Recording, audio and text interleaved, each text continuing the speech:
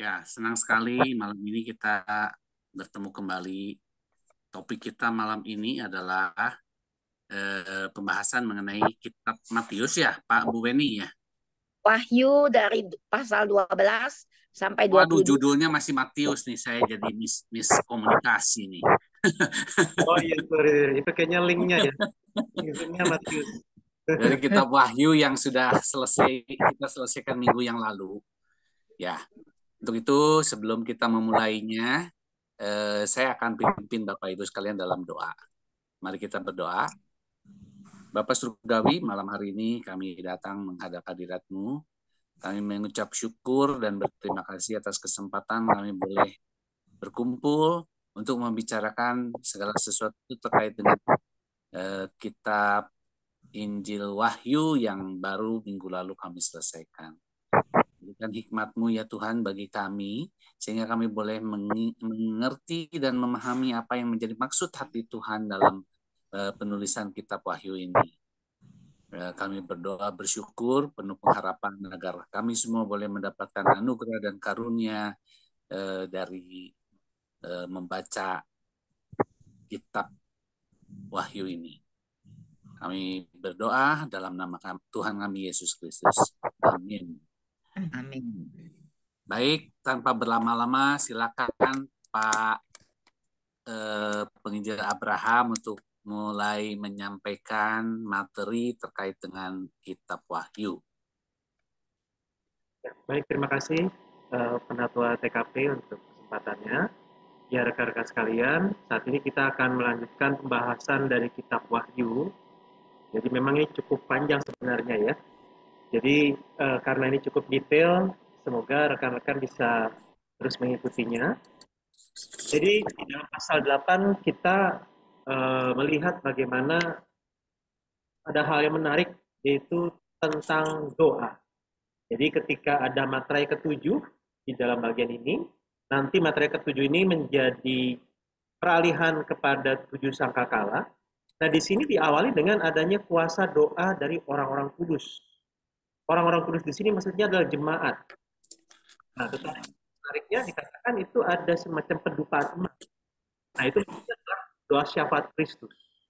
Nah, jadi di dalam bagian ini, ketika mau mengawali tentang adanya malapetaka, itu diawali dengan adanya doa. Jadi dalam bagian ini ada doa orang-orang kudus yang meminta keadilan Allah. Nah, tetapi doa-doa ini nggak cukup, karena harus disertai dengan doa syafaat Kristus. Nah, ketika itu terjadi, maka kuasanya begitu besar. Nah, makanya mungkin rekan-rekan ada yang pernah ingat ayatnya di dalam surat Yakobus, doa orang benar besar kuasanya ya, jika dengan yakin didoakan besar kuasanya. Nah, jadi rekan-rekan sekalian, di dalam bagian ini kita bisa melihat bahwa ketika umat Tuhan meminta keadilan dalam nama Yesus, maka itu akan terjadi. Dan dalam hal ini kita belajar tentang apa artinya berdoa dalam nama Tuhan Yesus. Nah, jadi rekan-rekan, berdoa dalam nama Tuhan Yesus itu bukan sekedar sebuah kalimat agar doanya sah ataupun semacam mantra bahwa kalau tidak menyebutkan kalimat tadi, maka doa kita tidak akan dijawab. Pengertian berdoa dalam nama Tuhan Yesus artinya adalah begini. Nama menggambarkan pribadi. Sehingga ketika mengatakan nama Yesus atau misalnya ada seseorang datang, misalnya saya tidak bisa datang ke GKPI, tapi kemudian saya meminta anak saya Yosafat untuk datang dan memberitahu kepada rekan-rekan yang ada di gereja bahwa saya tidak bisa hadir.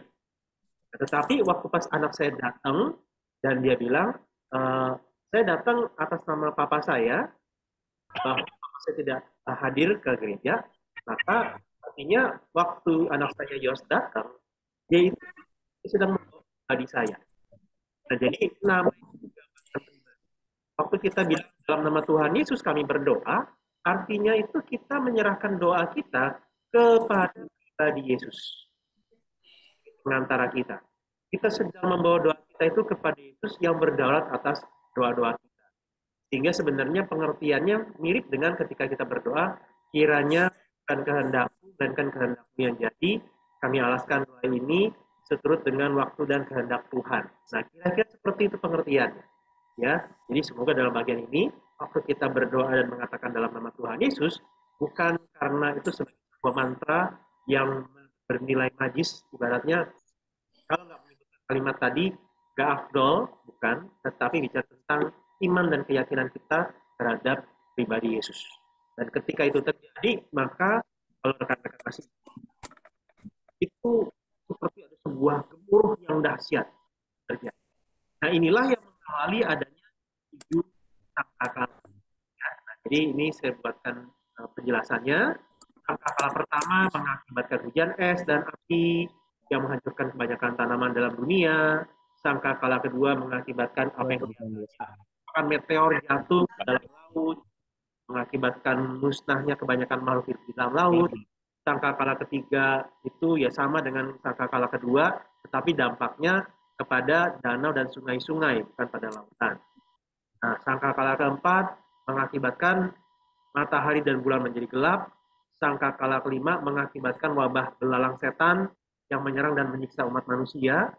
Sangkakala keenam melepaskan tentara si iblis yang membunuh sepertiga umat manusia. Sangkakala ketujuh memanggil ketujuh malaikat dengan membawa kekacauan murka. Makan. Di sangkakala, 7 sangkakala kepada 7 cawan. Nah, saya tertarik dengan bagian yang ini di dalam kelompok ayat tadi, ketika dikatakan tentang adanya bintang yang jatuh dari langit ke bumi. Apa maksudnya bintang yang jatuh dari langit ke bumi ini? Nah, ini adalah gambaran dari si iblis. Ketika dia dalam posisi yang tinggi, jatuh ke bumi, dan kemudian setelah dia jatuh ke bumi, dia diberikan izin untuk melepaskan roh-roh jahat, sehingga manusia mengalami ketakutan dan kengerian. Itulah yang terjadi di dalam bagian tadi ya, kala itu. Tapi rekan-rekan sekalian, meskipun memang kita bisa melihat bagaimana iblis ini datang ke dunia, kemudian juga bersama dengan roh jahat dan pengikutnya itu buat manusia mengalami ketakutan dan kengerian. Nah, kita sebagai orang percaya jangan larut di dalam ketakutan. Kenapa saya katakan jangan larut di dalam ketakutan? Karena ketakutan adalah sebuah perasaan dan setiap kita bisa tiba-tiba saja mengalami rasa takut. Tetapi yang saya maksudkan adalah ketika rasa takut itu muncul, jangan larut di dalamnya, alias jangan terus-menerus takut. Takut adalah sebuah perasaan yang bisa tiba-tiba muncul, tiba-tiba hilang. Tetapi ketika itu muncul, jangan dibiarkan untuk terus-menerus menguasai hati kita. Demikian, karena meskipun memang iblis itu punya kuasa yang besar, tetapi kita punya Allah yang maha kuasa. Sehingga tidak ada satu pihak pun yang dapat mengalahkan Allah, tidak ada satu pihak pun yang dapat merebut orang percaya dari tangan Allah yang maha kuasa. Jadi rekan-rekan sekalian, melalui bagian ini kita dapat sebuah penguatan dan penghiburan bahwa meskipun iblis itu sangat berkuasa, tapi dia tidak maha kuasa. Sehingga kita tidak perlu takut dalam artian bukan kita yang sanggup mengalahkan dia, melainkan kita punya Allah yang maha kuasa. Nah, kemudian dalam bagian yang lain adalah ketika Yohanes diminta untuk memakan gulungan kitab. Dan menariknya dikatakan waktu di mulut itu manis, tetapi begitu masuk perut itu pahit. Nah, ini kitab ini bukan maksudnya seperti makanan yang kita bisa punya seperti permen karet setelah habis manisnya di mulut, kemudian begitu ditelan rasanya pahit. Bukan seperti kemudian kita jadi sakit perut, tetapi maksudnya adalah bahwa gulungan kitab ini menggambarkan firman Allah. Firman Allah satu sisi manis, di sisi yang lain pahit. Manis dalam hal karena melalui firman Allah kita bisa dikuatkan, disegarkan. Kita mendapatkan penghiburan, ada janji-janji Allah yang diberikan. Melalui firman Allah kita bisa mengalami keselamatan di dalam Kristus. Sehingga itu hal-hal yang bagi kita sangat manis, kita senang. Tetapi firman Tuhan juga bisa terasa pahit dalam artian apa? Kita harus siap menderita ketika menaati firman Tuhan. Kita harus siap untuk meninggalkan dosa-dosa kita ketika memang Tuhan ingin kita berubah. Jadi itulah kenapa memang tidak mudah untuk kita menjadi orang-orang Kristen yang belajar Alkitab, termasuk di dalam MBA ini. Satu sisi kebenaran-kebenaran yang kita pelajari, ayat-ayat yang kita baca, kadang-kadang dan seringkali menyegarkan kita, tetapi ada juga tuntutan yang diharapkan bahwa setelah kita baca firman Tuhan, kita harus siap untuk berubah. Dan kadang-kadang memang ini tidak mudah buat kita. Bayangkan misalnya seperti seorang pengemis lumpuh yang kemudian disembuhkan oleh Tuhan Yesus di kitab Injil, maka ketika dia sudah disembuhkan dari sakitnya, dia sudah tidak bisa lagi menjadi seorang pengemis. Artinya, kalau seseorang mengalami kuasa Allah, dia harus siap untuk berubah dari hidup lamanya pada hidup yang tadinya. Boleh membuat firman Tuhan itu sepertinya rasanya pahit, karena berat untuk kita lakukan. Tetapi teman-teman sekalian, kita perlu ingat bahwa ada anugerah Allah yang akan memampukan kita untuk bisa melakukan firman Tuhan. Karena itu kita perlu terus dapat tolong. Kita lanjut kepada bagian yang berikut. Ketika bicara tentang ketujuh sangkakala yang ditiup, ada kisah yang cukup menarik bahwa ada tua-tua, 24 tua-tua di sini, yang dengar suara nyaring tersebut. Suara nyaring dari sorga, nah mereka awalnya ada di atas tahta. Tapi kemudian ketika mendengarkan itu, mereka langsung tersungkur dengan tubuh berterlungkup sampai ke tanah untuk menyembah Allah. Dibayangkan saudara, ketika mereka mengalami kehadiran Tuhan, mereka langsung bukan hanya sujud, tetapi tersungkur alias rebah dengan tubuh yang rata tanah. Ini menggambarkan mereka sedang menyembah Allah, menunjukkan sikap hormat kepada Allah, merendahkan diri serendah-rendahnya di hadapan Allah. Padahal mereka adalah tua-tua, alias orang-orang atau pihak-pihak yang sangat dihormati di dalam komunitas sebagai sosok-sosok yang tinggi posisinya ataupun ya sangat dituakan dan dihormati. Tetapi ketika membandingkan diri mereka dengan Allah, mereka sadar Allah pencipta, mereka ciptaan, sudah selayaknya Allah mendapatkan dan hormat dari para tua-tua ini. Nah, rekan-rekan sekalian, ini sebuah hal yang perlu kita renungkan juga, bahwa ketika kita beribadah kepada Allah, maka salah satu hal yang perlu kita miliki adalah sikap hormat kepada Allah. Penyembahan dalam bahasa Inggrisnya worship. Worship itu dari bahasa Inggris kuno worship. Jadi ada kata worth, layak. Jadi ketika seseorang itu menyembah Allah, dia sebenarnya sedang memberikan hal yang selayaknya kepada Allah.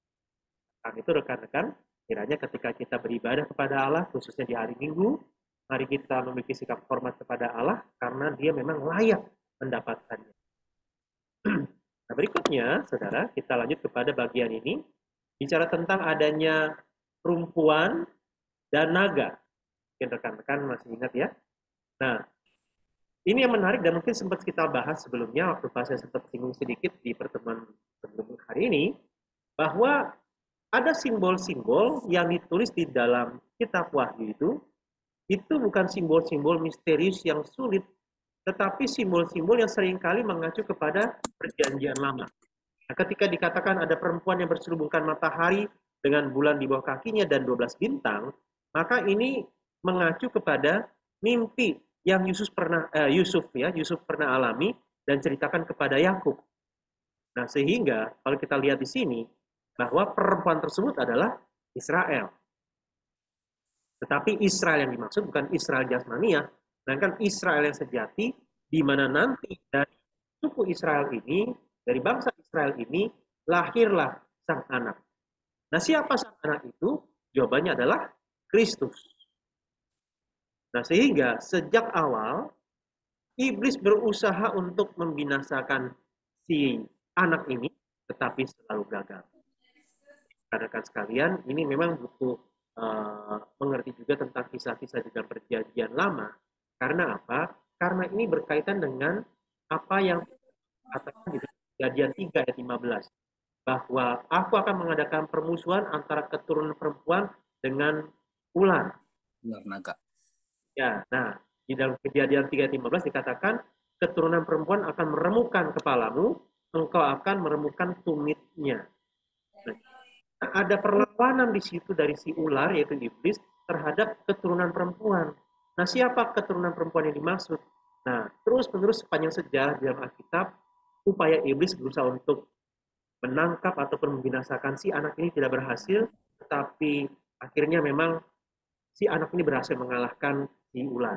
Nah, salah satu contoh lain di dalam perjanjian baru, yaitu ketika Yesus lahir dan kemudian sudah mulai agak besar, sekitar mungkin umur 2 tahunan ke bawah, Herodes menjadi alatnya iblis untuk berusaha membinasakan Yesus, tetapi gagal. Nah, jadi saudara, kita bisa lihat di sini bahwa kalau iblis berusaha sedemikian rupa untuk memerangi Kristus, apalagi kita para pengikutnya pasti akan berusaha untuk diperangi oleh dia. Karena itu kita harus selalu waspada terhadap serangan iblis. Makanya rekan-rekan sekalian, ada yang pernah mengatakan begini, kalau ada orang yang hidup dalam dosa, iblis nggak perlu repot-repot menyerang dia. Tetapi iblis akan berusaha untuk menyerang orang-orang yang ingin hidup benar. Dalam artian apa? Kalau ada orang yang hidup dalam dosa, ngapain lagi iblis godain dalam dosa? Oh ya udah, dia akan jatuh dalam dosa. Tetapi ketika ada manusia yang pengen hidup benar, maka iblis akan berusaha untuk memerangi dia. Nah, jadi rekan-rekan sekalian, yang pada bagian ini bukan maksud saya untuk ya udah deh kita bikin dosa aja biar nggak diserang iblis. Tetapi ketika kita mau hidup benar, itu karena kita sadar kita adalah orang percaya, maka kita harus siap dengan serangan-serangan iblis. Nah, di dalam bagian ini juga kita sempat membaca Wahyu 13, di mana ada 2 binatang.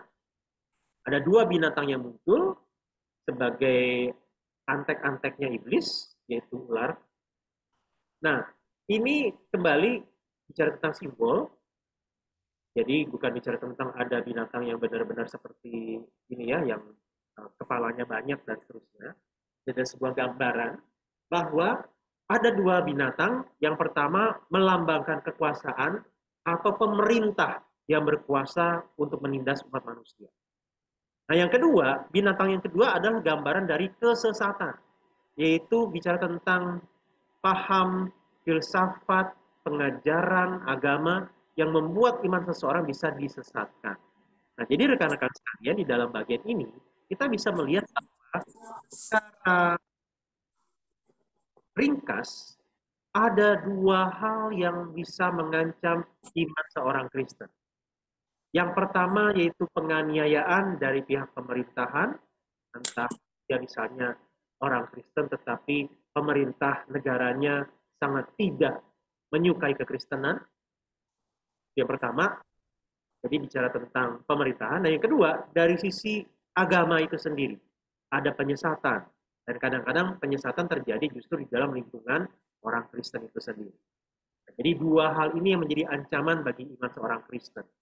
Sehingga kita perlu terus membentengi diri dengan pengajaran yang baik dan benar, tetapi juga kita minta bijaksana dari Tuhan bagaimana kita bisa tetap bertahan di tengah-tengah negara yang mungkin misalnya sangat kondusif bagi iman Kristen.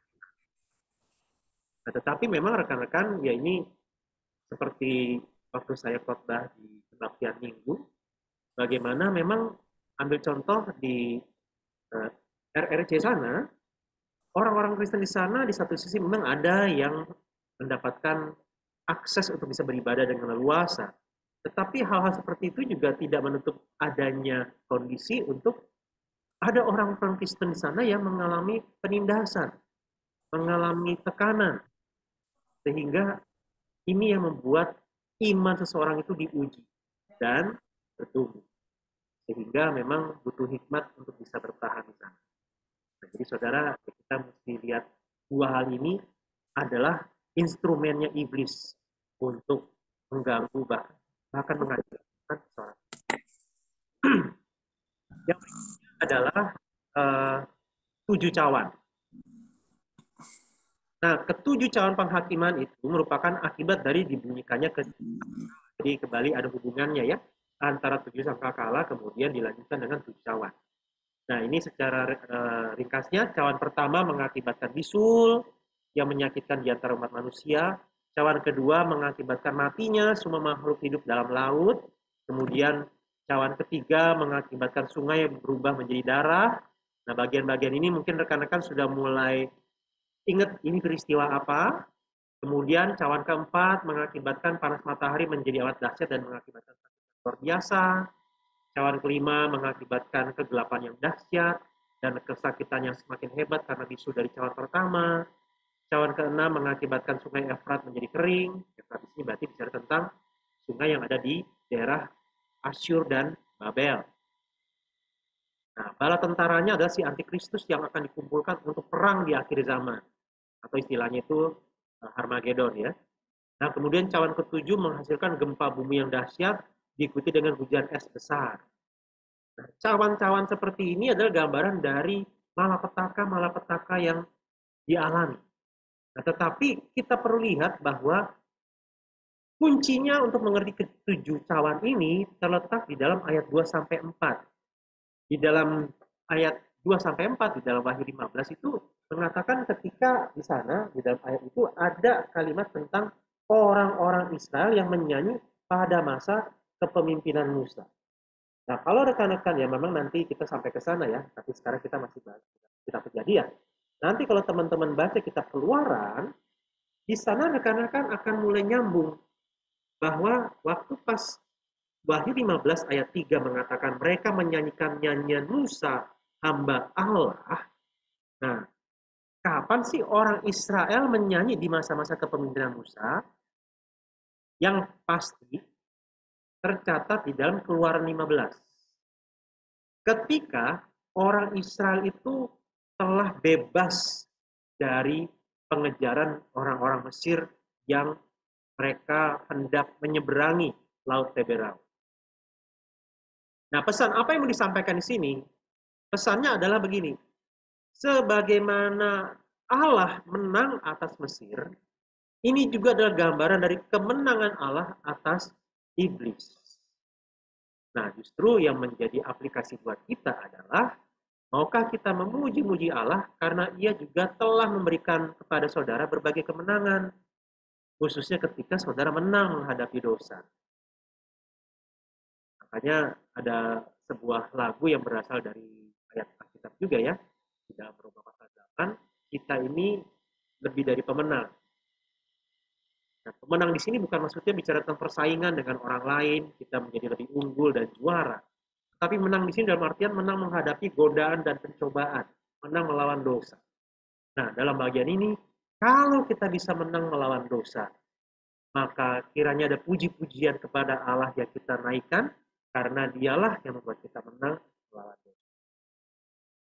Saudara, inilah kuncinya untuk kita mengerti tentang cawan muka Allah.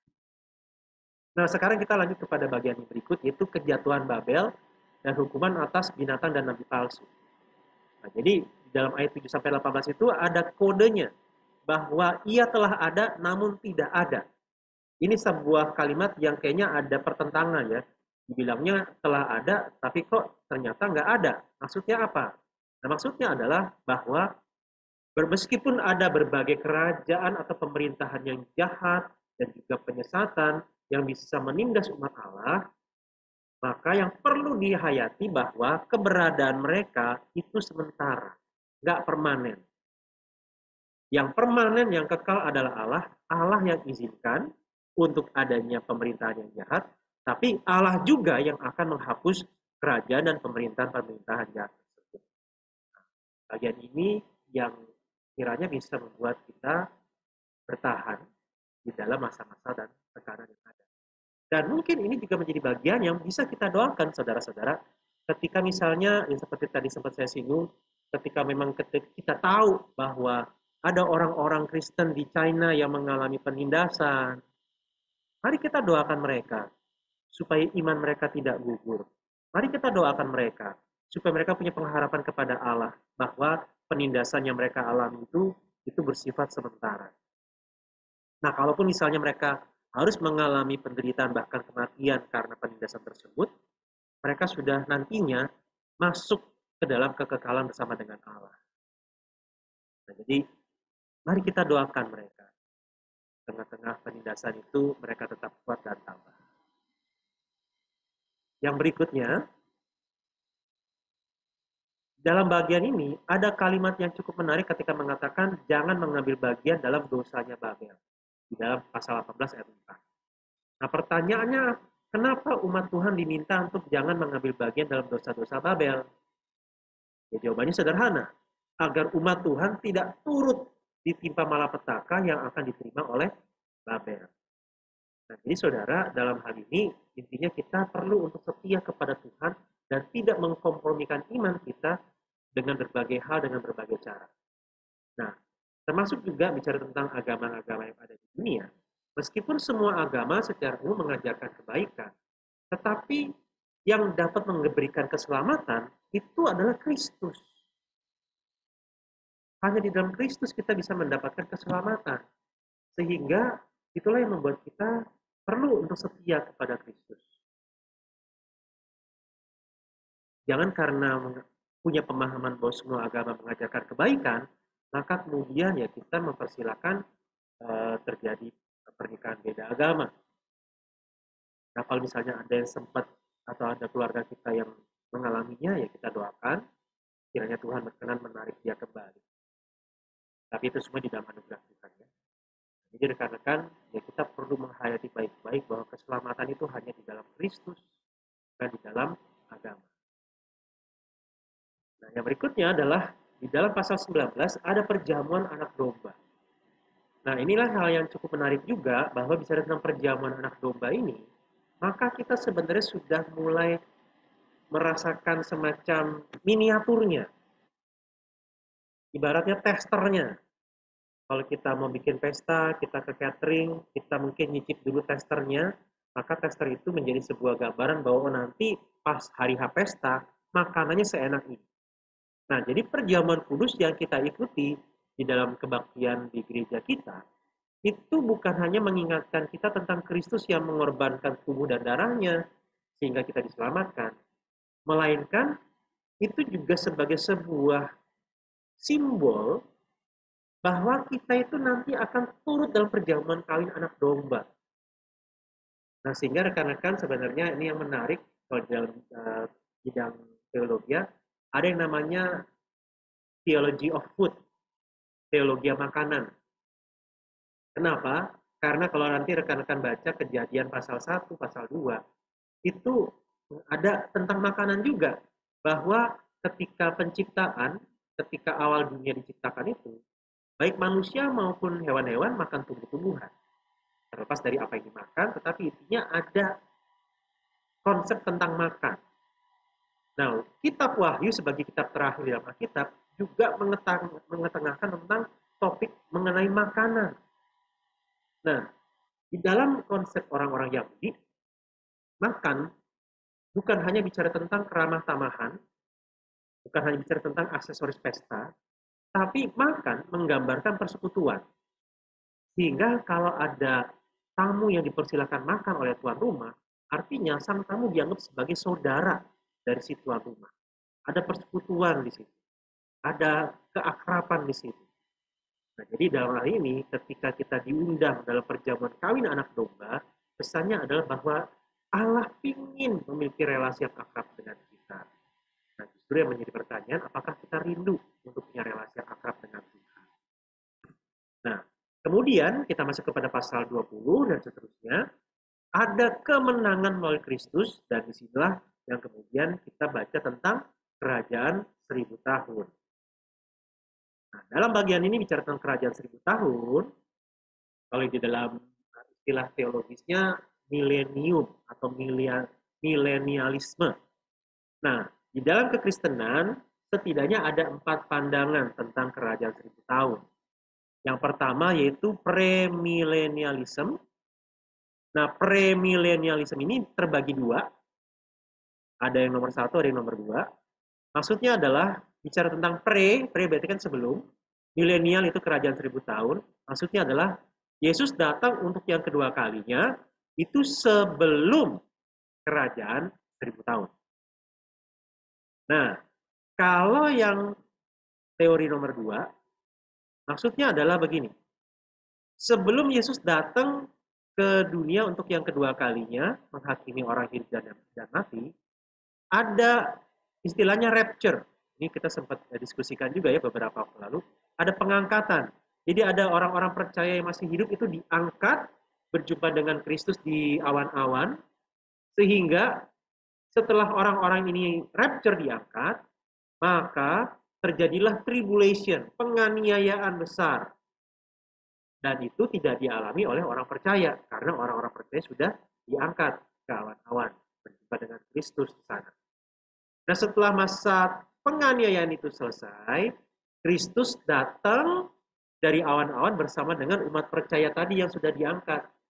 Nah, setelah itu, setelah mereka datang, terjadilah pemerintahan 1000 tahun, baru sesudah itu ada penghakiman berakhir.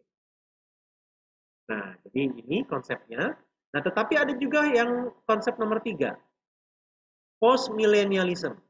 Artinya kalau ngomongin tentang post berarti sesudah. Jadi maksudnya adalah ada kerajaan 1000 tahun dulu, barulah Tuhan Yesus datang. Jadi maksudnya Tuhan Yesus datang untuk yang kedua kali sesudah kerajaan 1000 tahun. Nah, ada juga kelompok yang keempat yang memegang pandangan amilenialism. Kerajaan 1000 tahun itu amilenial. Maksudnya bukan tidak percaya ada kerajaan 1000 tahun, tetapi 1000 tahun di sini adalah simbolik. Kapan terjadinya? Terjadinya dimulai dari kedatangan Yesus yang pertama sampai kedatangan Yesus yang kedua. Nah, jadi ada tiga atau 4 konsep ini. Nah, saya sedikit ringkaskan saja. Jadi ini salah satu topik di dalam pembahasan tentang doktrin akhir zaman. Nah, premillennium ini pandangannya begini, bahwa sebelum sejarah berakhir melalui penghakiman terakhir, akan ada suatu masa 1000 tahun. Dan mereka mengasumsikan itu 1000 tahun benar-benar 1000 tahun secara harfiah, yang berlangsung dalam sejarah di bumi ini.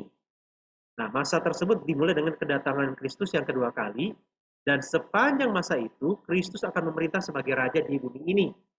Dan masa itu merupakan masa keemasan yang penuh dengan damai dan keadilan atau kebenaran. Nah, apabila masa itu berakhir, maka berakhirlah sejarah di bumi, dan masa selanjutnya adalah era kekekalan. Kalau post milenium, jadi posisinya kebalik. Pandangannya mengajarkan bahwa kerajaan Allah sedang hadir, bergerak, dan sedang diperluas di dunia ini pada masa kini. Nah, kapan itu terjadi? Jadi tadi kan ada kerajaan 1000 tahun dulu ya, baru Yesus datang. Nah, kerajaan 1000 tahunnya ini maksudnya apa? Maksudnya adalah kerajaan yang dialami dan terjadi di dalam hati umat manusia. Ketika manusia menjadikan Yesus sebagai rajanya, gitu kira-kira. Nah, perluasan dilakukan di dalam dan melalui pemberitaan Injil dan karya Roh Kudus. Sehingga suatu ketika nanti akan tiba satu masa di mana kekristenan menjadi aktual, benar-benar genap semua orang jadi Kristen, ataupun kekristenan benar-benar menjadi hal yang sangat tanda kutip berjaya. Gitu. Nah, kedatangan Kristus yang kedua kali akan terjadi setelah melalui suatu periode yang sangat panjang yang disebut milenium. Nah, berapa lama waktunya tidak dapat ditentukan, mungkin saja lebih dari 1000 tahun.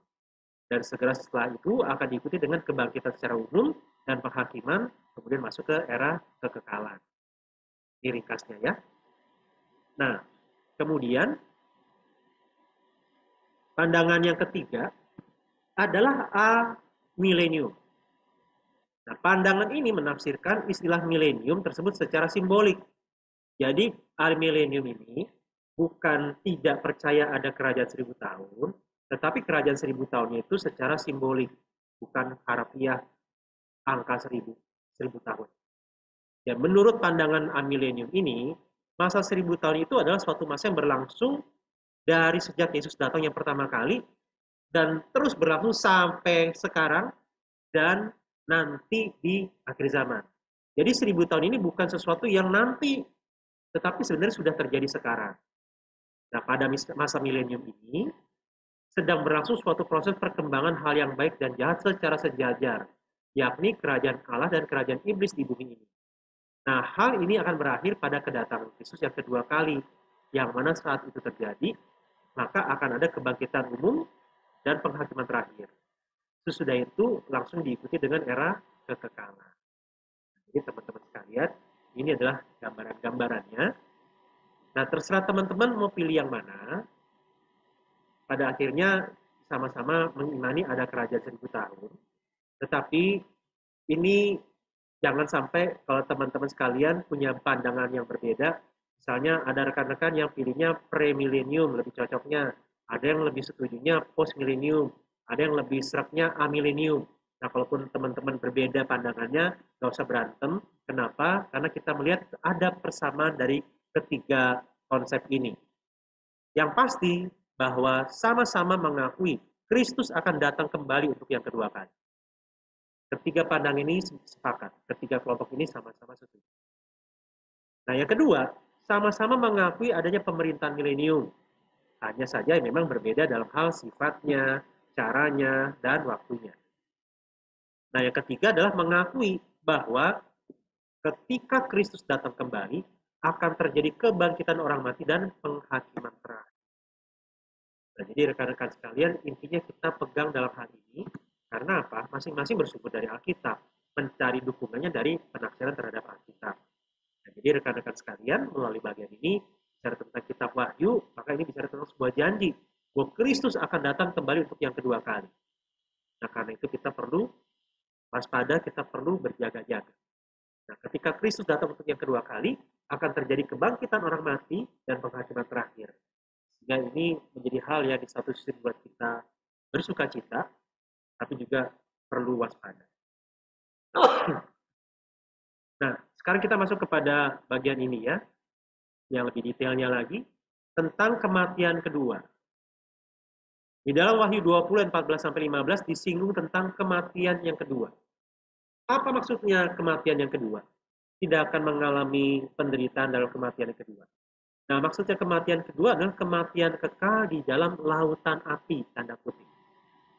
Apakah benar-benar memang ada lautan api atau tidak, kita tidak tahu, tetapi ini adalah gambarannya tentang lautan api yang bisa menghanguskan, bisa membinasakan, bisa melenyapkan.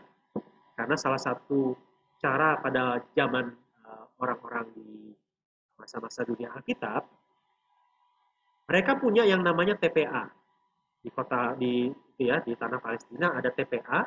TPA ini maksudnya tempat pembuangan akhir. Nah, tempat pembuangan akhirnya itu adalah semacam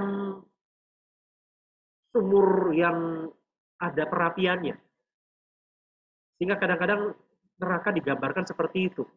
Ada yang dibuang ke dalam lubang tersebut, kemudian dibakar di dalam api. Sehingga kemudian sampah-sampah yang ada dan dibuang ke sana ya diasumsikan atau diharapkan ya hancur, hilang, musnah. Nah, ini menjadi gambaran tentang penghukuman yang kedua tersebut, kematian kedua. Nah, kalau kematian kedua adalah kematian kekal di dalam lautan api, maka apa yang dimaksud dengan kematian pertama? Nah, kematian pertama adalah kematian jasmani. Sehingga setiap orang akan mengalami kematian jasmani. Kecuali sebelum dia mati, secara jasmani, Tuhan Yesus sudah datang untuk yang kedua kali. Tapi kalau sebelum Yesus datang, orang-orang tersebut sudah keburu mati, yaitu maksudnya kematian secara jasmani. Tetapi yang menjadi penekanannya adalah, apakah setelah kematian jasmani itu, orang-orang tersebut mengalami kematian kedua? Nah, gimana caranya? Atau siapa orang-orang yang tidak mengalami kematian kedua? Jawabannya adalah mereka yang namanya tertulis di dalam kitab kehidupan, alias orang-orang yang beriman kepada Tuhan Yesus. Nah, apakah nanti di surga benar ada buku yang namanya kitab kehidupan? Kita tidak tahu pasti, karena kalau kita bayangkan ada kitab kehidupan dengan nama-nama orang yang tercatat di sana, berarti itu banyak sekali namanya, tebal sekali kitab. Tetapi ya kita tidak tahu secara pasti seperti apakah yang terjadi nanti, tetapi intinya bicara tentang nama tertulis dalam kitab kehidupan, artinya bicara tentang kepastian keselamatan. Orang itu pasti selamat di dalam Kristus. Kita lanjut kepada bagian yang berikut, Yerusalem baru. Nah, ini yang menjadi penekanan saya juga tentang Yerusalem baru. Yang menariknya adalah di dalam pasal 21 ayat 21 dikatakan bahwa jalan yang ada di kota Yerusalem itu terbuat dari emas murni, bagai kaca bening. Jadi begitu murninya sampai-sampai emas tersebut itu bisa buat ngaca atau bahkan mungkin sangat transparan karena begitu murni. Nah, hal ini membuat orang Yahudi membayangkan surga itu. Jadi saudara bisa bayangkan bahwa ketika ada penggambaran seperti ini tentang Yerusalem baru, bagaimana Yerusalem baru ini menjadi kota yang sangat indah, megah, mewah, cantik. Nah, justru dikatakan bahwa kalau jalan-jalan yang diinjak di sananya terbuat dari emas murni, betapa jauh lebih berharga dan mulia lagi apa yang tersedia atau siapa yang tersedia di sana. Nah, sehingga pesan dari gambaran-gambaran ini adalah bahwa kita nggak tahu secara pasti apakah nanti di surga jalanannya itu benar-benar secara harfiah terbuat dari emas murni. Tetapi kalau sampai jalanan terbuat dari emas murni, di sana di surga emas murni diinjak, berarti apa yang tersedia di surga jauh lebih berharga dan mulia lagi ketimbang emas murni. Kalau di dunia ini salah satu cara kita berinvestasi adalah punya emas, ya, emas, logam mulia. Ini di surga itu dan apa yang kita anggap berharga di dunia ini ternyata itu terlalu hina di surga. Karena yang di surga jauh lebih mulia dari yang ada di dunia ini. Nah, kiranya hal itu menolong kita bahwa jangan sampai kita gara-gara kenikmatan dunia kita malah mengorbankan keindahan dan kemuliaan yang ada di surga. Nah, kalau gitu gimana kita harus berjaga-jaga di tengah-tengah perkataan Tuhan Yesus mengatakan bahwa aku akan datang segera. Seperti apakah kita caranya untuk berjaga-jaga? Apakah seperti ini?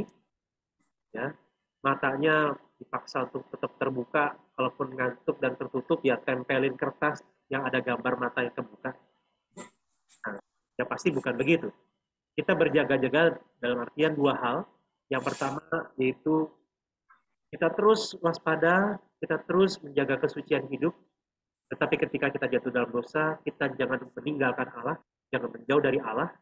Nah, yang kedua adalah memiliki keyakinan bahwa entah saudara berjaga ataupun tertidur, dalam artian ketika kita bahkan tidak dalam kondisi siap, intinya kita tetap aman karena kita bersama. Jadi itu dua hal yang menjadi gambaran. Seperti apakah sikap kita di tengah-tengah janji Allah bahwa Kristus akan datang segera. Di satu sisi kita belajar untuk hidup suci, yang lain kita tetap tenang bahwa kalaupun nanti misalnya kita jatuh dan gagal, ingat bahwa hidup orang yang percaya kepada Kristus aman di dalam genggaman tangannya. Adalah pengantar dan ringkasan dari kitab Wahyu ini memberikan penghiburan, pengharapan buat kita semua. Demikian untuk kita semua. Ya, baik rekan-rekan. Sudah disampaikan ringkasan dari kitab Wahyu, memang luas dan kompleks sekali ya pengertian-pengertiannya dan banyak simbol-simbol di dalam kitab Wahyu ini ya. Gitu. Jadi ya yang perlu kita cermati itu jangan sampai kita keliru menafsirkan simbol-simbol ini. Gitu, seperti itu. Tadi seperti disampaikan oleh penginjil Abraham. Ya, untuk yang baru datang, selamat bergabung teman-teman. Tadi ada Pak Musa dan beberapa kawan yang agak belakangan datang. Nggak apa-apa, kita bisa sama-sama mempelajari dan mendalami apa yang terkandung di dalam kitab Wahyu ini. Ya, baik. Untuk selanjutnya mungkin forum tanya jawab itu ya, Pak Abraham ya. Iya, boleh Pak. Kalau memang dari rekan-rekan ada yang pengen nanya berkaitan dengan pembahasan kitab Wahyu, silakan. Sebelum tanya, boleh nggak foto dulu aja kali ya? Foto dulu, oke. Mantap ini, supaya nanti nggak kelewat ya. Padahal Iya. Ini. Pak Abraham bisa bantu foto dulu. Oke, bisa Bu. Oke, silakan rekan-rekan. Buka sebentar kameranya. Semua tampilin wajahnya. Ibu Herlina Chung belum buka kameranya. Ibu Mariana, Syoklien, Ibu Susi, Jalan. Ento juga. Tolong dong dibuka sebentar aja buat foto aja nih ya. Habis itu boleh tutup lagi. Bisa buka sebentar. Masih Syoklien, Oh ya, Yosafat, Herian, Yosafat. Herianto, Ayo dong. Tolong oke. cepat sedikit ya. Kita kan mau ada pertanyaan nih banyak nih. Ibu Mariana bisa buka nggak ya? Ya, Herianto, tinggal Herianto sama Ibu Mariana. Kalau Ibu Endang bisa ya, karena lagi itu ya matanya lagi sakit ya. Ya, Herianto sudah, tinggal Ibu Mariana sama Ibu Endang. Ya, sudah oke kalau gitu. Siap, rekan-rekan. Satu, dua, ya. Satu, dua, ya. Oke. Terima kasih Oke, rekan-rekan. boleh dilanjut, host. oke.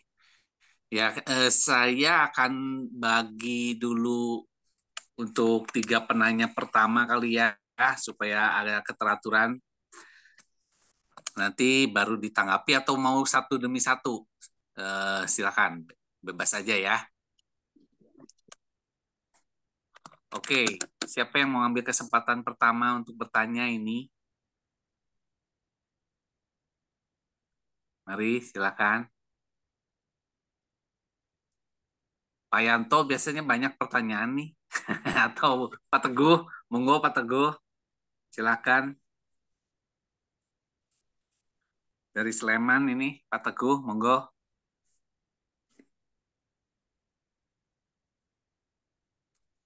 Wah, ini nih, mesti pandai-pandai memancing ini ya, Pak Abraham ya. Iya benar, Pak.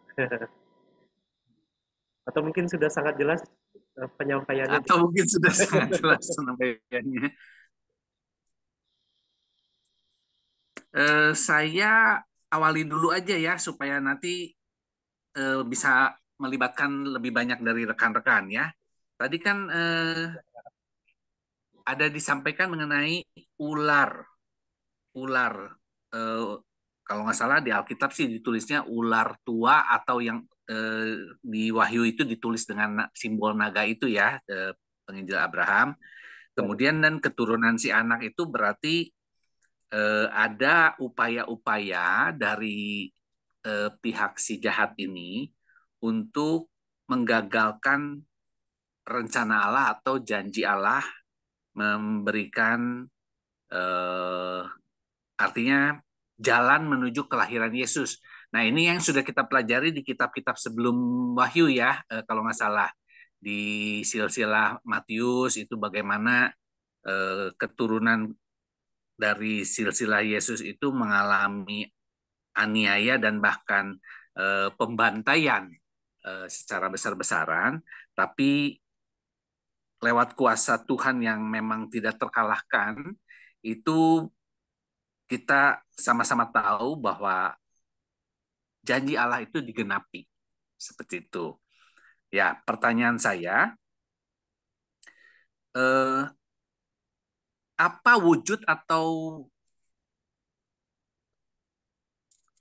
upaya dari si jahat ini untuk saat ini gitu? Kalau dulu kan kita lihat mencoba untuk menggagalkan janji Allah ya Pak Abraham dengan berbagai macam cara untuk menghentikan atau memutus rantai atau silsilah dari eh, Mesias. rencana kelahiran Mesias ini. Wujudnya yang sekarang ini apa? Gitu. Mungkin yang lebih operasional supaya kita lebih mudah memahami gitu ya. Silakan. Oke, terima kasih Pak TKP untuk pertanyaannya. Nah, kalau untuk upaya dari si iblis mencegah sang anak itu untuk menggenapkan rencana keselamatan Tuhan, itu jelas tidak bisa. Karena, nah ini memang ya, karena kita di dalam kekristenan meyakini bahwa Mesias itu sudah datang. Kristus Oh, adalah Mesias itu. Jadi upaya iblis itu untuk mencegah keselamatan bisa dikerjakan oleh Mesias sudah gagal.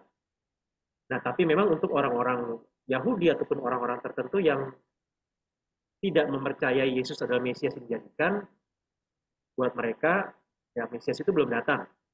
Tetapi kalau kita meyakini Mesias itu sudah datang, sehingga upaya iblis bukan lagi untuk mencegah sang Mesias menggenapi rencana keselamatan yang dibuatkan dalam Kejadian pasal 3 tadi. Tapi upayanya sudah bergeser kepada jangan sampai ada orang-orang yang mengalami keselamatan dari sang Mesias itu. Oke. Wujudnya udah berubah ya, atau arah serangannya atau sasarannya tuh udah ganti, berubah karena mungkin era sekarang itu era informasi di mana arus informasi itu begitu deras masuk di dalam genggaman handphone kita. Nah, disitulah anak-anak muda khususnya, bahkan tapi orang tua pun tidak luput dari godaan itu ya. Kita memiliki pilihan-pilihan atau kehendak bebas yang semakin luas, sehingga perhatian kita akan diarahkan kepada karya keselamatan dan membagikannya kepada orang lain, atau kita memilih kesenangan-kesenangan lain yang pada akhirnya akan membuat tadi seperti dijelaskan oleh penginjil Abraham, upaya iblis untuk mencegah orang mengalami keselamatan itu menjadi semakin mudah atau semakin bisa terwujud seperti itu nampaknya ya, Abraham. Seperti itu. Ya, baik. Ada yang lain coba mungkin? Yang menarik ya Pak. Satu hal yang menarik. Bagaimana iblis berusaha untuk jangan sampai orang datang kepada Kristus, baik itu berkaitan dengan kepastian keselamatan sesudah kematian, ataupun juga iblis berusaha untuk mencegah orang datang kepada Kristus ketika berkaitan dengan kepuasan, kenikmatan, kebahagiaan. Jangan sampai orang datangnya ke Yesus, tapi datangnya kepada hal-hal di luar Yesus, entah itu benda-benda, manusia, dan lain sebagainya. Nah, itu peperangan kita jadinya.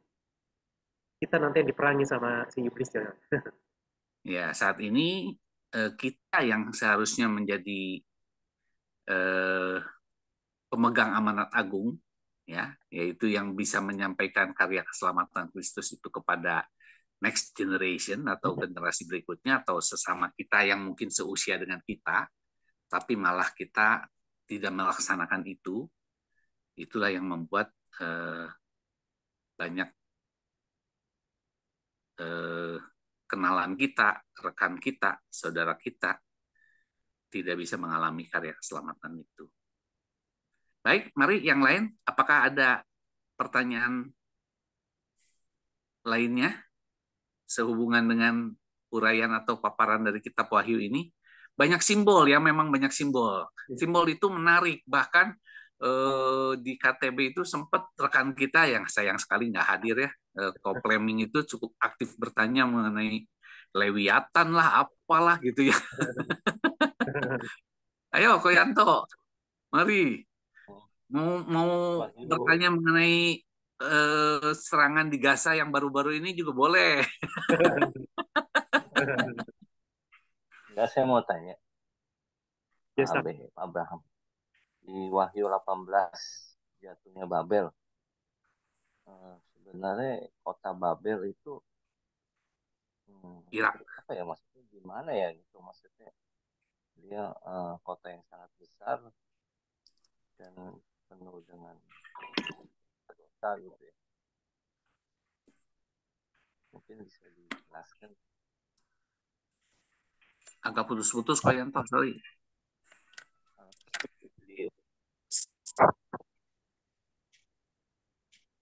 Gimana kok? Sorry, tadi dijelas sebentar. Iya, agak putus-putus Koyanto, saya kurang begitu ini tuh jelas.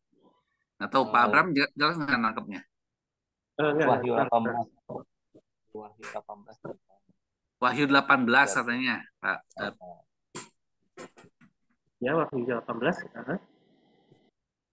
Jatuhnya Babel. Bisa dijelaskan maksudnya Babel itu di mana ya? Oh iya, Zaman sekarang. ya, Babel ini juga kembali bicara tentang simbol ya. Karena begini, eh, waktu kitab Wahyu itu dituliskan, waktu Allah menyampaikan penglihatan kepada Rasul Yohanes, Babel itu sudah nggak ada, dalam artian kerajaan Babel itu sudah kalah jauh sebelum ada kekaisaran Romawi. Jadi sejarah kerajaan-kerajaan dunia itu, Babel di dalam perjanjian lama memang sempat jadi kerajaan paling berkuasa. Tapi kemudian nanti Babel dikalahkan oleh kolaborasi dua kerajaan, Media dan Persia. Jadi Media Persia ini gabung mengalahkan Babel. Nah, kemudian setelah Media Persia menang, paling berkuasa, nanti satu saat dikalahkanlah mereka oleh kerajaan Yunani. Kalau mungkin Koyanto masih tahu, ada film 300. Nah, itu salah satu bibit-bibitnya bagaimana Sparta ini adalah salah satu wilayah Yunani yang nantinya yang melawan Persia meskipun kalah, nanti akhirnya Yunani menang. Dan kemudian ada yang namanya Raja Alexander Agung yang memerintah. Nah, setelah itu Yunani lama-lama nanti kalah karena tidak sanggup mengalahkan Romawi. Nah, Romawi yang paling berkuasa waktu itu. Nah, jadi kita bisa bayangkan bahwa waktu di kitab Wahyu disebut tentang Babel, ini bukan Babel secara harfiah, ada kerajaan Babel. Karena Babel sudah runtuh jauh hari karena yang berkuasa adalah Romawi. Nah, kalau begitu maksudnya Babel ini apa? Maksudnya adalah Babel ini adalah instrumen iblis yang berusaha untuk menganiaya orang Kristen. Dan salah satu yang menjadi tafsirannya adalah Babel ini adalah kekaisaran Romawi. Karena di masa-masa kekaisaran Romawi ini justru banyak terjadi penganiayaan terhadap orang Kristen. Baik itu terhadap umat maupun terhadap rasul-rasul.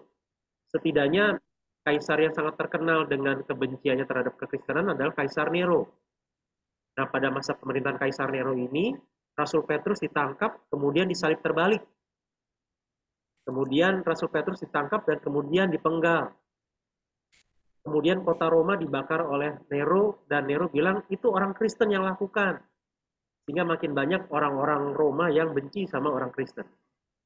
Nah, jadi inilah gambaran-gambaran bagaimana Babel yang dimaksud itu bukan Babel harfiah, tapi kekaisaran Roma yang menjadi alatnya iblis untuk menindas umat Tuhan. Nah, pertanyaannya, apakah kemudian Babel hanya khusus miliknya Romawi? Kalau iya, berarti ini adalah penghiburan buat orang-orang Kristen pada zaman itu. Karena orang-orang Kristen pada zaman itu kan ditindas oleh Romawi. Nah, cuma pertanyaannya, kalau hanya untuk mereka, apa kaitannya dengan kita? Nah, kaitannya dengan kita tetap sama, bahwa penindasan, penganiayaan, bencana, sakit penyakit, wabah besar, itu sebagai tanda-tanda zaman yang sebenarnya berulang. Jadi ada kok, misalnya sebelum, kan pernah ya waktu pas masa-masa COVID ini tahun 2020, ada yang bilang, wah jangan-jangan mau kiamat nih. Nah, tapi sebenarnya wabah yang besar dan global itu sebenarnya sudah pernah ada juga puluhan bahkan ratusan tahun yang lalu sebelum ada COVID. Nah, jadi kita lihat bagaimana tanda-tanda zaman ini tadi ya, tentang perang, penganiayaan, tentang bencana, sakit penyakit, itu menjadi tanda-tanda zaman yang memang menjadi tanda-tanda akhir zaman, tapi sifatnya berulang. Sifatnya berulang, sehingga kalau kita bisa lihat, ini bukan tanda yang hanya satu kali terjadi, tetapi berulang-ulang, tapi intinya itu akan terjadi terus, termasuk penganiayaan terhadap orang Kristen itu akan terjadi terus secara berulang.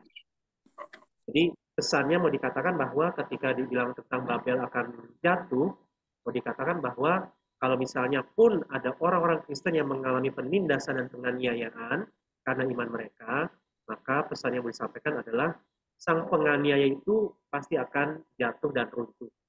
Allah tidak akan biarkan si Babel ini, baik Babel pada waktu kitab Wahyu ditulis, ataupun Babel yang kita sedang hadapi, Allah tidak akan biarkan dia terus-menerus berkuasa. Itu jadi pesan yang disampaikan. Kalau menurut saya Babel itu kayak kota kalau zaman sekarang kayak Amerika Serikat. Babel kalau sekarang. Sorry, bisa lebih keras suaranya? Kalau Babel sekarang itu kayak USA, Amerika.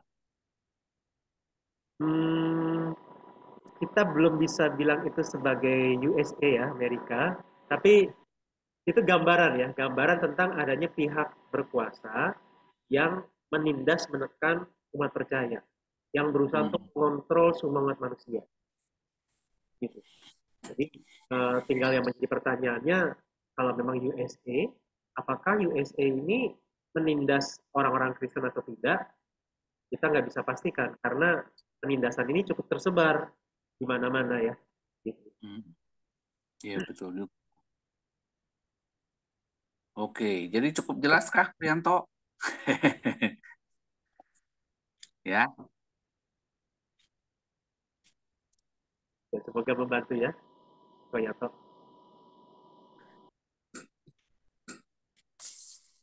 Saya, Pak. Monggo, Pak Teguh. Silakan Pak Teguh. Tadi Pak siapa? Kok Pak TKP itu kenapa, Pak? Namanya tempat kejadian perkara atau bagaimana? Nama saya panjang, Pak Teguh. Ting, king, ping gitu. Nah, cuman karena belakangnya ing, ing, ing, jadi disingkat jadi TKP gitu. Bagus itu. Oh, pendek itu terdiri dari tiga suku kata gitu loh, sesuai nama Chinese pada umumnya. Iya. Baik, Pak, tadi Bapak TKP memberi kesempatan tentang isu yang ini, Pak ya. Isu yang lagi ngetren. Ini terus terang saya sangat concern sekali nih mengikuti perkembangan tanah Israel ini ya. Pak Abraham, tadi barusan kami menerima video mengenai Hamas Genesis 6, 11. Genesis apa Pak ya? Kejadian? Atau? Iya betul. Kejadian. Katanya di Genesis 6, who is the Hamas? Hamas is violence or wrongdoing itu Pak. Nah, jadi mohon penjelasannya ini Pak, katanya di Genesis 6, 11 dikatakan Hamas itu artinya itu ditulisan dengan Ibraninya sih Pak. Judulnya is Hamas in the Bible Pak. Itu. Jadi saya ingin bertanya, katanya di Genesis 6:11 sudah ada itu. Artinya Hamas adalah violence atau wrongdoing katanya. Mohon penjelasannya Pak. Arti kata Hamas ya Pak ya? Ya. Apa arti kata Hamas itu?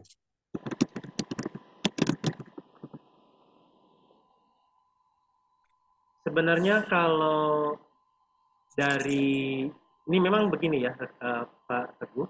Jadi Hamas yang ya saya belum cek bahasa Ibraninya ya untuk yang Kejadian 6 ayat 11. Tapi sebenarnya Iya, Pak. Hamas itu sendiri gerakan orang-orang Palestina ini sebenarnya Hamas itu singkatan dalam bahasa Arab kalau saya tidak salah ya artinya ya gerakan perlawanan orang Islam gitu. Iya. Jadi itu singkatan. Jadi memang agak terlalu dipaksakan ya kalau misalnya kata Hamas yang kita kenal tadi itu sebenarnya singkatan dalam bahasa Arab artinya gerakan perlawanan orang Islam. Nah, kan kata yang sama mungkin saja memang bisa jadi ada di dalam Kejadian 6, tapi itu jelas beda maknanya ya. Yang satu singkatan, yang satu kata yang harfiah. Gitu. Jadi iya, Pak. itu berhubungan. Iya. Ya, tapi mungkin sekadar informasi tambahannya bahwa ada untuk saat ini nih juga bentuknya penyesatan ini kalau kaitannya antara serangan Hamas terhadap bangsa Israel itu gitu karena sesungguhnya Hamas itu kan sebenarnya hanya organisasi bukan mewakili negara sebetulnya. Kalau negaranya sendiri Palestina itu belum tentu sikapnya itu akan sama dengan yang dilakukan oleh pimpinan Hamas itu. Tapi ya ujung-ujungnya ya kepentingan juga sih Pak Teguh kelihatannya. Ada pihak-pihak yang memang dalam tanda kutip mengompori gitu ya supaya melakukan penyerangan dengan imbalan tentunya gitu. Sementara ya saya nggak tahu nih dari sisi pandang Israelnya sendiri apakah ini merupakan weaknesses atau kelengahan dari intelijen Israel sehingga bisa terjadi serangannya atau justru malahan sebetulnya adalah merupakan sebuah challenge atau kesempatan untuk menumpas gitu jalur Gaza ini bisa jadi akan memperluas wilayah negara Israel sendiri. Saya dengar yang terakhir update-nya itu pasokan air minum, gas dan listrik untuk wilayah Gaza ini diputus oleh otoritas Israel gitu. Ya itu Benar sekali. masing-masing orang punya pemikiran ya. Benar sekali. Jadi memang kayaknya orang Indonesia itu suaranya memang yang sangat menjadi big question, tanda tanya besar. Mossad itu kan terkenal sebagai intelijen nomor 2 di dunia ini, kecanggihannya. Dalam tempo 24 jam tercover. Lah ini pas kebetulan perayaan Yom Kippur, 50 tahun perang Israel diserbu Mesir dan Suriah, lah kok bisa kebobolan. Itu kayak monggo silahkan gitu loh. Dan konyolnya ini nih yang mengagetkan. Dan tadi dikatakan ini memang bukan mewakili negara, namun kan terakhir dia 2005 pemilu menguasai sehingga jalur Gaza dikuasai. Kemudian dia membabi buta menyerang dengan kayak di film-film itu ya Pak, pakai apa itu kendaraan yang terbang itu? Glider. Drone. Glider, kemudian perbatasan fisik itu juga ternyata hanya dimonitor alat elektronik dan itu yang apa senjata pusatnya dihancurkan dulu kan. Kemudian mereka masuk membabi buta, penduduk dalam rumah ditembaki, orang tua, anak-anak, wanita, kemudian beberapa diculik, sampai anjing aja tadi juga ada yang ditembak. Kemudian juga ada yang salah satu artis terkenal dari Jerman itu meninggal dalam posisi telanjang, kemudian kartu kreditnya juga dipakai untuk belanja. Nah, itu yang jadi pertanyaan apa istilahnya konspirasi untuk menjadi apa menjadi kasus belli lah ya untuk menumpas mereka. Dan ini barusan juga membaca Pak Abraham pidatonya si PM Benyamin Netanyahu dulu. Waduh, membuat merinding itu sejak keluar dari tanah Mesir. Sejarah inilah yang benar-benar di Bible inilah. Jadi kan artinya, saya ambil positifnya aja ya Pak ya. Jadi artinya kan memang Alkitab ini kan bukan ecek-ecek toh Pak, bukan hanya sekedar sejarah, namun kan benar-benar gimana ya. Jadi memang kisah kehidupan manusia umat Tuhan. Kemudian kalau kita juga di fakta Israel, kita lihat itu sampai ibu yang membacakan itu sampai menangis, kacamatanya melorot terus, menyampaikan apa, dia kutip-kutip ayat itu Pak, apakah Tuhan benar-benar, kan Israel adalah biji mata Tuhan, apakah benar-benar dilupakan? Ini kan ujian yang apa, di zaman modern ini yang berat lah. Kemudian disinyalir juga akan memicu Perang Dunia Ketiga. Kemudian Pak juga kemarin saya juga di WA sama teman, apakah ini apa? Tadi Bapak juga sempat di Kitab Wahyu Perang Armageddon, mungkin terlalu berlebihan itu Pak ya. Masih jauh itu Pak ya. Saya terus terang juga namanya kerajaan 1000 tahun saya juga belum dong, makanya diem aja. Belum mengerti. Soalnya buat saya Kitab Wahyu kan sangat misteri ya Pak ya. Jadi membacanya harus saya ulang-ulang benar ini. Saya belum masuk ke otak saya ini. Jadi saya nggak berani tanya apa yang aku tanyakan. Apakah ini 1000 tahun perang Armageddon, kemudian sangkut pautnya dengan kedatangan kedua kali Tuhan Yesus, ya terlalu jauh mungkin ya Pak ya. Nah, itu sih Pak yang info yang saya dapatkan. Kemudian ya secara pribadi ya Pak ya, ya mungkin pada kesempatan ini mari kita berdoa ya. Jadi Iya, betul.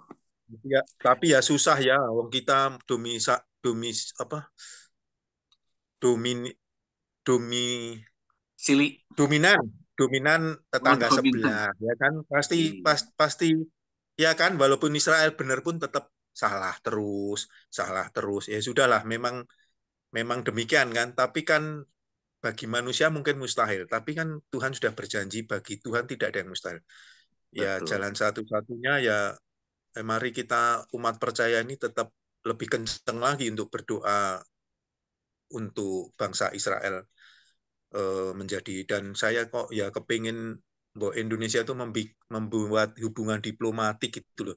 Kepandian mereka itu dimanfaatkan Nigeria negara padang pasir yang demikian tandusnya jadi sulap oleh Tuhan. Nah itu kan justru merupakan berkat gitu ya. Kemudian juga Iya. mudah-mudahan yang para pembenci Israel itu dirubah seperti halnya Saulus yang berubah menjadi Paulus. Gitu loh Pak di batin saya itu terjadi apa dialog yang seperti itu. Kenapa ya kok mesti mengizinkan gini? Nah, tapi ya pasti ada maksudnya ya Pak ya. Tuhan Iya, betul. memperlihatkan peristiwa-peristiwa yang sangat-sangat luar biasa di zaman sekarang ini. Nah, mungkin 50 tahun yang lalu kan kita belum mengalami ya Pak TKP. Cuman Iya, tahun 73 saya nggak beritanya pasti masih simpang siur lah zaman itu. ya eh, saya cuman menduga wah teknologi apa lagi nih yang mau dikeluarkan untuk eh, tentara Israel ini kan di dalam menyerang. Soalnya mereka kan campur baur di penduduk sipil ya kan. Nah, terus biasalah drama apa? Bukan drama Korea ya Pak, drama Timur Tengah kan Pak. Oh, Israel membunuh sipil. Padahal mereka mereka duluan yang mendahului. Jangan Nah, sangat itu. menarik itu Pak. Mm-mm. Demikian Pak Abraham yang saya bisa Pak Teguh, sampaikan.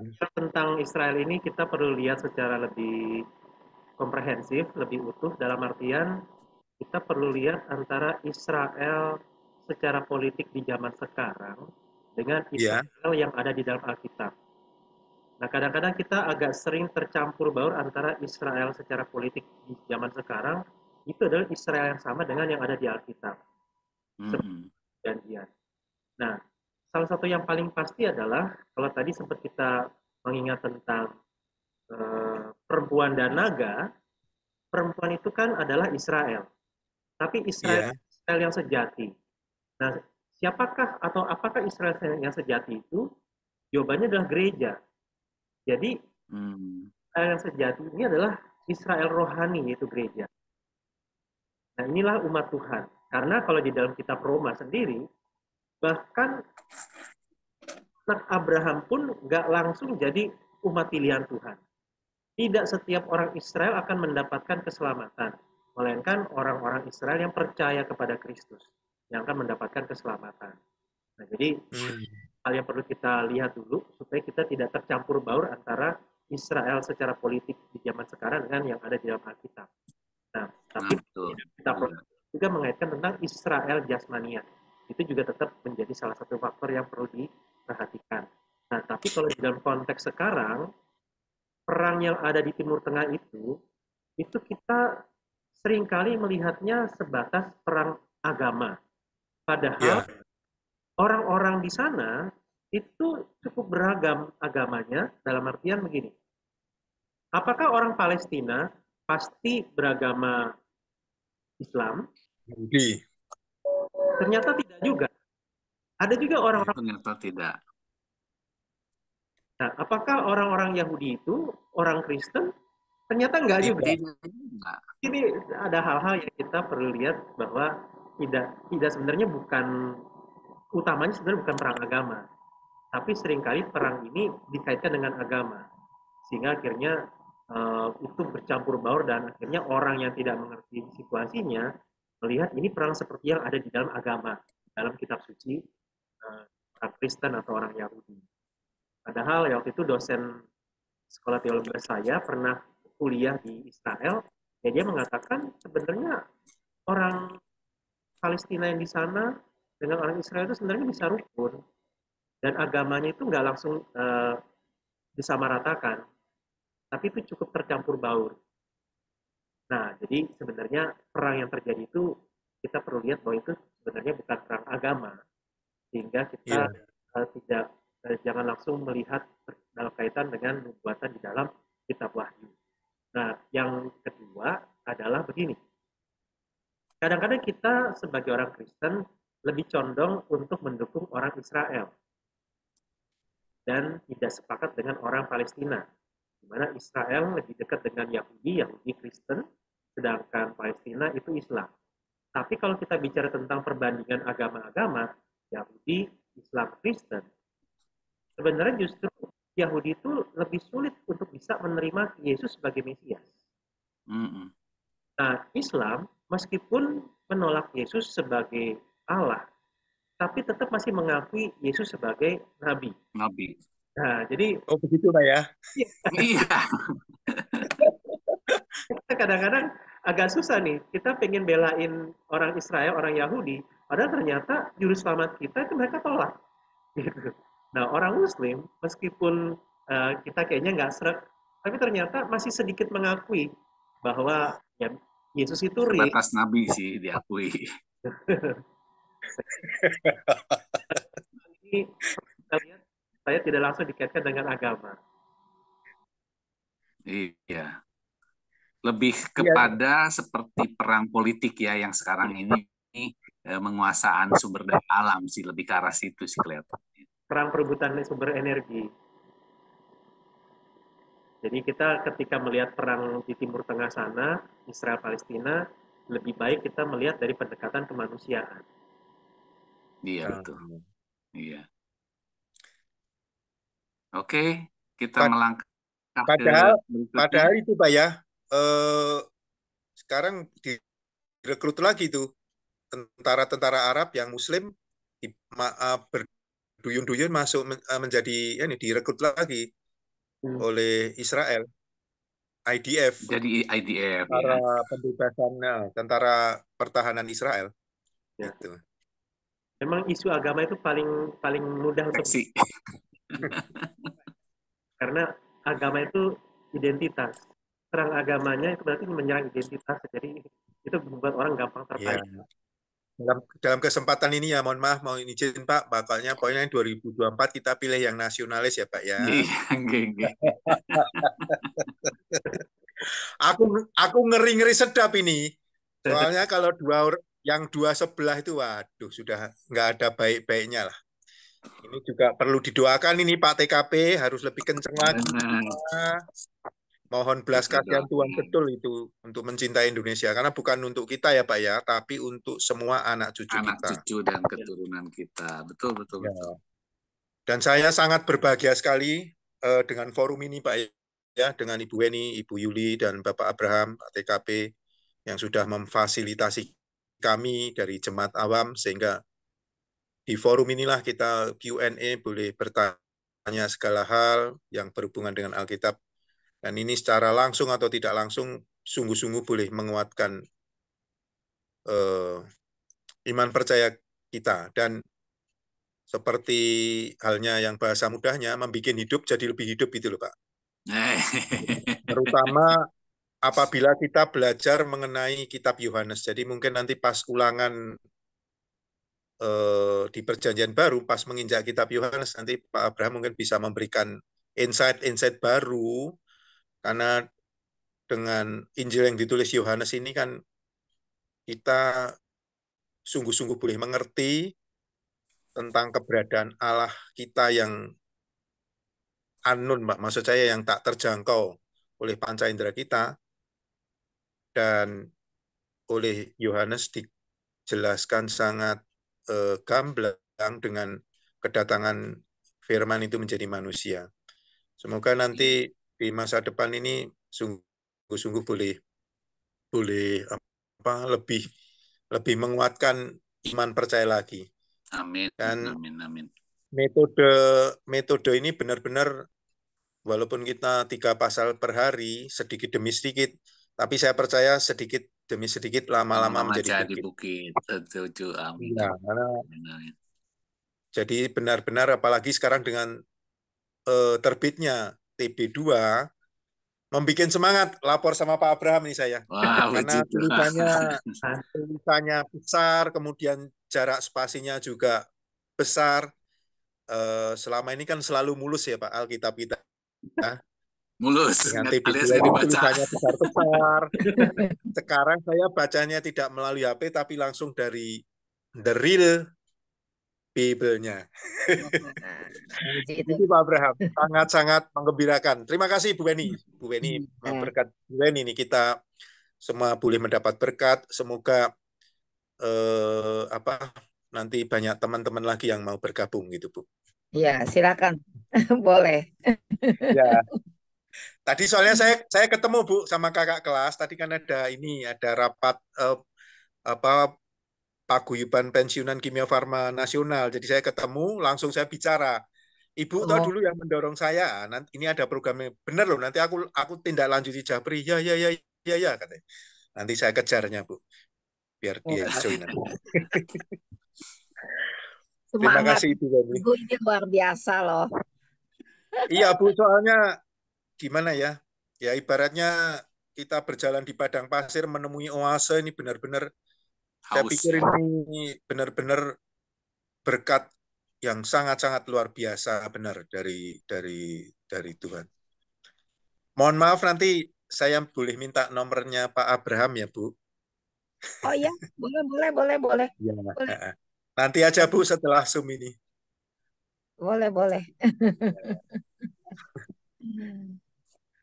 Oke. Terima kasih. Makasih Pak Teguh buat Terima kasih pertanyaannya. Pak. Ya. Makasih juga Pak Abraham buat penjelasannya. Rekan-rekan yang lain, apakah masih ada yang ingin ditanyakan? Kita masih punya waktu berapa menit lagi, Bu Weni? Ya harusnya sih jam 9 sudah selesai. Tapi kalau Oh, memang jam masih 9. silakan deh satu. Barangkali ada satu pertanyaan tambahan. Teman-teman Iya. yang lain diberi kesempatan kalau Pak mau. Lantung itu Pak mau bertanya. Monggo, Ayo Pak Lantung. Pak Landung. Pak Lontung Sinaga, monggo Pak.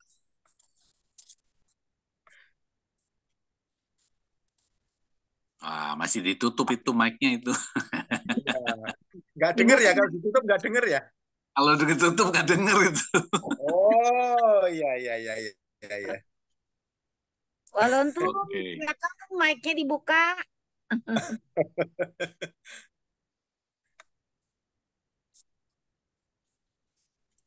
Pak Yanto, apakah masih ada yang mau ditanya Pak Yanto?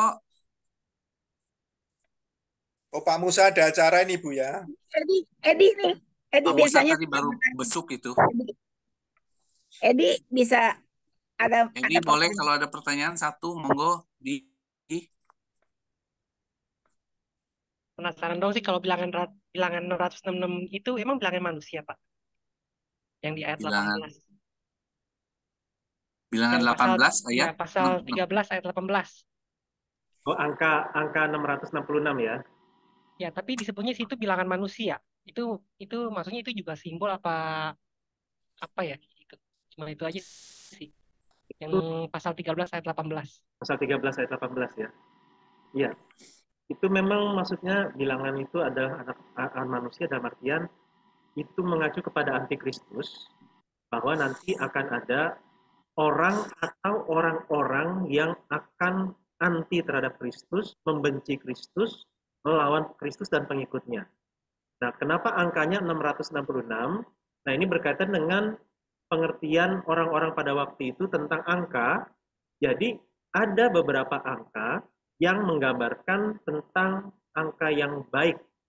Misalnya angka 3 dan angka 7. Nah, angka 7 itu menggambarkan tentang keutuhan, tentang kelengkapan, kesempurnaan.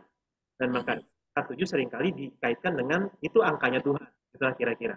Jadi di dalam budaya pada waktu itu, orang-orang Yahudi pada waktu itu, pengertiannya adalah ada misalnya angka 3, angka 7, angka 10, itu gambaran dari angka yang utuh, lengkap, sudah pas, sudah sempurna. Nah, jadi waktu bicara tentang angka angka 7, angka sempurna, angkanya Allah, maka si antikristus ini sedemikian antinya terhadap Allah sampai-sampai dia berusaha untuk mencapai angka 7. Nah, sedemikian gigihnya dia sampai-sampai angka 6-nya 3 kali diulang, 666. Nah, jadi sedemikian kerasnya usaha dia untuk melawan angka 7 itu, maka dia menjadi angka 6 yang berkali-kali lipat. Tapi dari penggunaan angka ini mau dikatakan bahwa sehebat-hebatnya upaya dia untuk menjadi antikristus melawan Allah, tapi dari angka 6, meskipun sampai berkali-kali jadi 666, tetap tidak pernah sampai kepada 7. Dia tidak akan sanggup untuk melawan Allah. Sempurna, jadi 7. Oke. Jadi 666 Simbolnya seperti itu rupanya ya, Edi ya. Saya juga baru dengar ini, baru paham. 666 itu identik dengan antikristus. Jadi kekuatan atau upaya ini berulang kali dilakukan, namun tidak sampai genap menjadi 7. Ya. 7 ya, gitu. 7 yang mana 7 itu sering disimbolkan atau diartikan sebagai bilangan yang sempurna. Gitu. Jadi seperti itu rupanya. Di Exorcist ya Pak Abraham filmnya. Atau ada angka 6 di kepala bukan ya? Iya. Di Exorcist ya Pak ya. Iya, dulu ada Damian The Omen kan ya. Ya, Omen. Iya. Ya. Kalau eksorsis itu iblisnya di otak gitu ya. Pengusir setan. Berarti itu bilangannya Pengusir bilangan setan. manusia. Itu yang buat manusia sendiri ya, Pak? Maksudnya itu. Ya. Jadi nanti ada manusia atau manusia-manusia yang berusaha untuk melawan Allah dan pengikut Allah. Berarti manusia itu maksudnya dari sini bukan iblis ya? Itu ibaratnya ya pengikutnya iblis atau instrumennya iblis.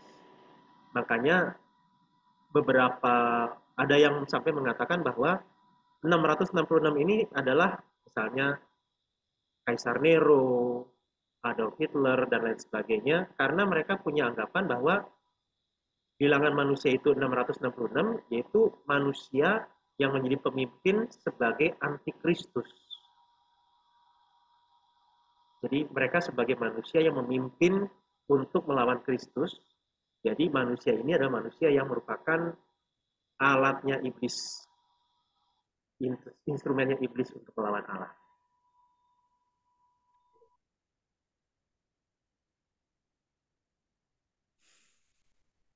Oke, Oh, oke, begitu. Makasih, Pak. Makasih. Ya, sama-sama. Nah, Pak Yanto udah open video, biasa ada mic juga nih Pak Yanto nih. Itu kalau yang lain itu Dajjal. Maksudnya yang Dajjal.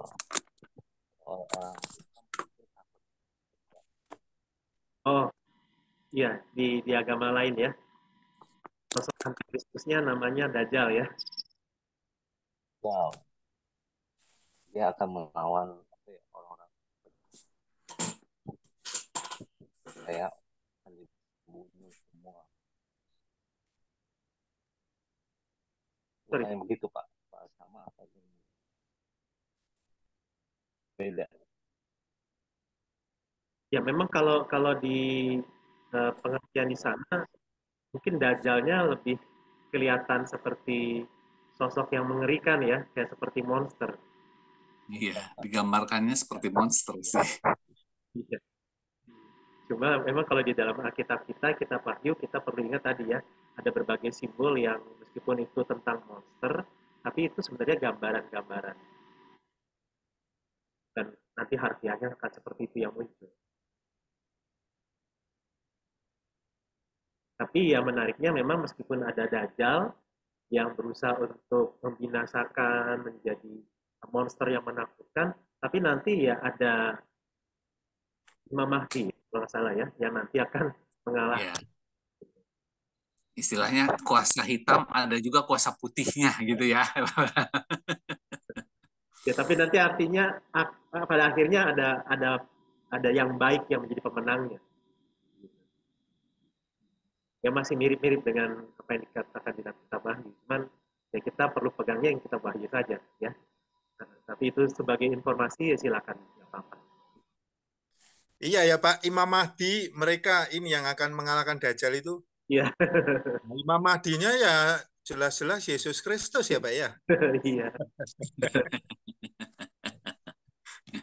Ya memang benar, nanti di akhir zaman yang akan menindak segala kejahatan Yesus.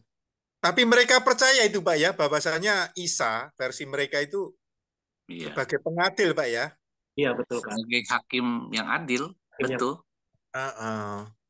Jadi rupanya mereka ngambilnya copy pastenya setengah-setengah ya Pak Abraham ya. Kalau utuh jadi pengikut Kristus Pak.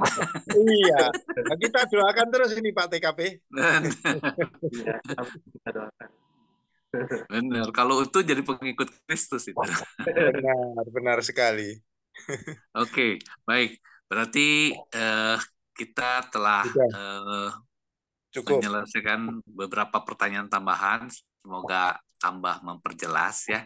Baik, ini dikarenakan waktu juga. Kita akan segera menutup atau mengakhiri jumpa Zoom kita pada malam hari ini. Untuk itu, mohon kesediaan dari Bu Weni untuk menutup dalam doa. Silakan Bu Weni.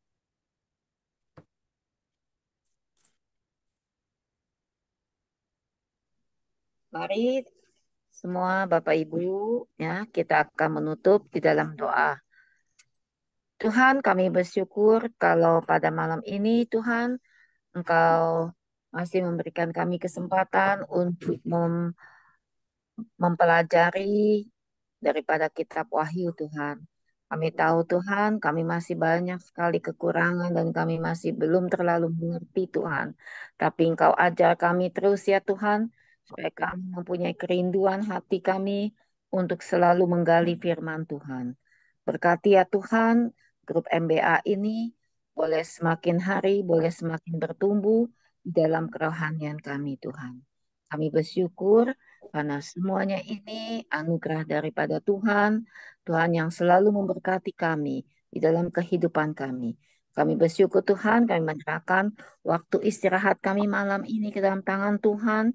Mohon Tuhan yang memberkati kami semua, sehingga kami besok bisa kembali bekerja, beraktivitas kembali.